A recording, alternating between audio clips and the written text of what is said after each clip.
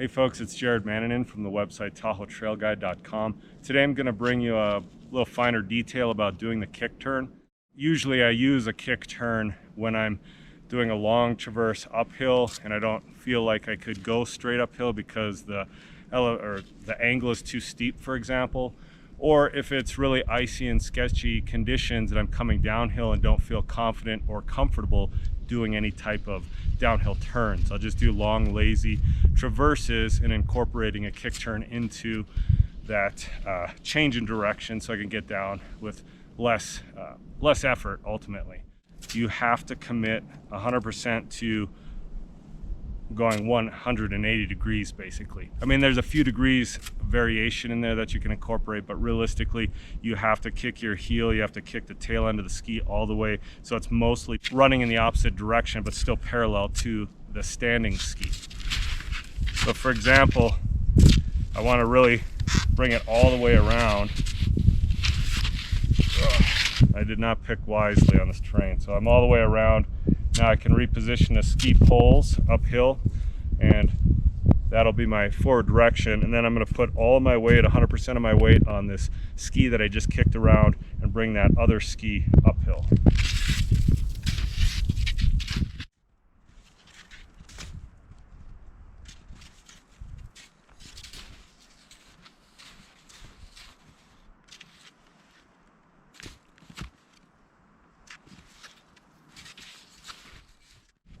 The reason I say that you need to fully commit to swapping that ski around is because we're not on alpine touring gear with full skins, for example, and anything less than committing to rotating all the way around will put that ski in a cross-like position. We have a lot longer skis than an alpine touring ski.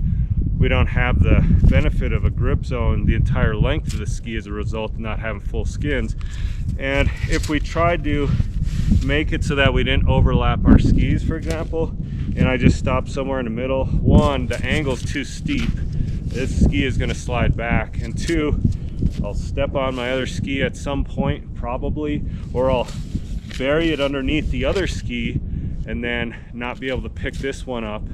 You want to be able to be independent on one ski at any given time when you're on cross-country skis. That's the bottom line. You don't want any kind of overlap or crossover because it really limits your option and you're probably going to go down. So you really have to get the ski all the way around, and I actually prefer to always put the tip slightly uphill because, again, the grip zone will help me stay from sliding back on this little angle.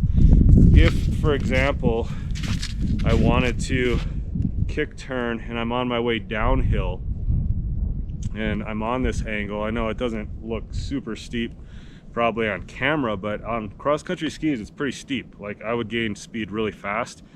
So if I kicked around and let my ski still point downhill, for example, there's a good chance that I might just start skiing away on this one ski without being prepared for it.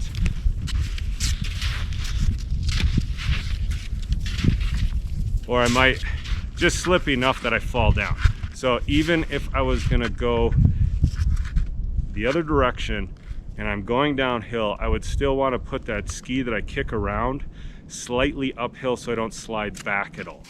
Another aspect that I find for doing a kick turn that's really imperative is to, once you commit that change in direction with that kick ski, 100% of your weight goes onto that so that you have that stable one-legged balance so that you can swing your other ski around without using poles even.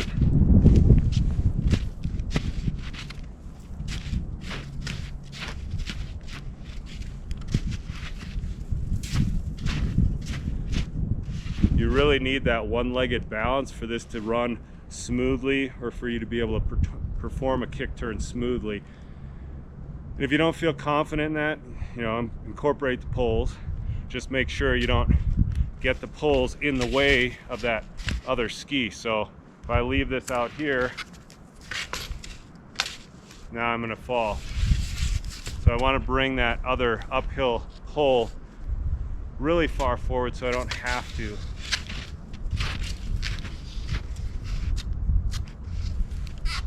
basically so I don't have to manipulate the pole anymore.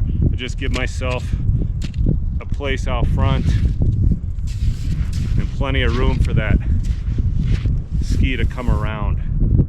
Again, so what I want to impress upon you today is a full commitment and change in direction of that kick ski, and then a full commitment to all of your weight on that ski. So change in direction, full commitment of weight, and then he can swing that other ski around.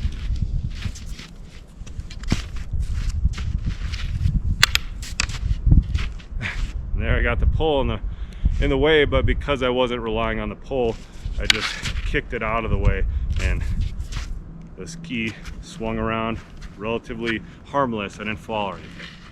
Okay folks, that's just a little bit more detail about the kick turn. It's not a super amazing, life-changing turn, but man, it can really get you out of a pinch, and if you have to reposition yourself on a steep hill, it comes in handy. Anyway, I appreciate all your support. Post any comments, questions, feedback, inquiries, all that jazz underneath the video here in the comment section below. And then I just really want to say again how much I appreciate all my Patreon subscribers, as well as those who provide gratuities and tips via Venmo and PayPal. You guys are amazing. I also want to thank everyone who subscribes, likes, comments. So cool to have you guys on board with all this cross-country ski stuff. Take care, folks.